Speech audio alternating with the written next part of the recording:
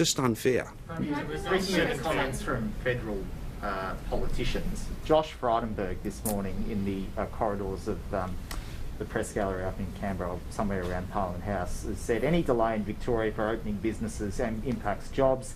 There's been a callous indifference by the Victorian government to the loss of jobs in the state and the plight of small business.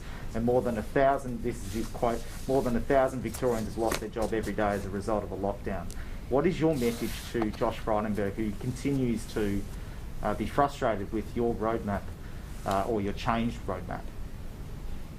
Well, it's all about the politics with this bloke, isn't it? That's all he does. That's all he does. He's not a leader. He's just a Liberal.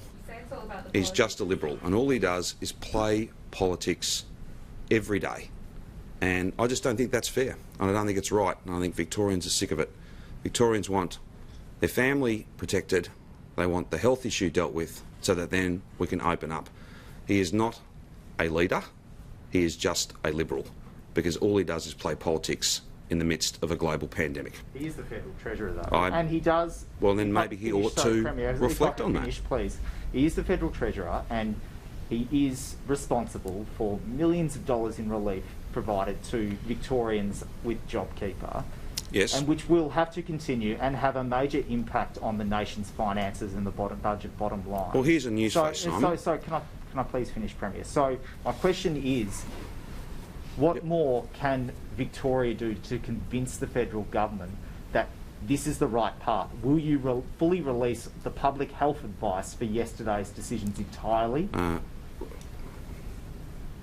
In terms of convincing the Commonwealth government, I wouldn't have thought I had to convince the Commonwealth government that Victorians are Australians too. So the notion that there's going to be, we're going to give these people a free pass to play politics because they're the national government providing support to a part of our nation, no. I said last week I'm going to start calling this out, and I am. You can't be off there playing these political games, running this political commentary, and expect that everyone in Victoria is just going to let it slide.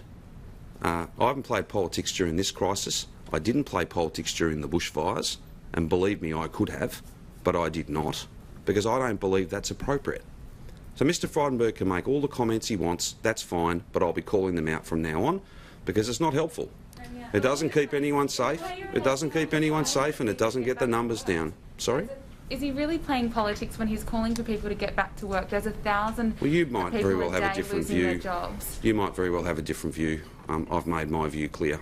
Aside from federal politics, yes.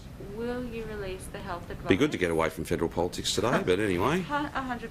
But will you release the health advice that you relied on? Well, there are obligations, as I understand it, in terms of changes that were made to our disaster and state of emergency arrangements. We're more than happy to comply with those things.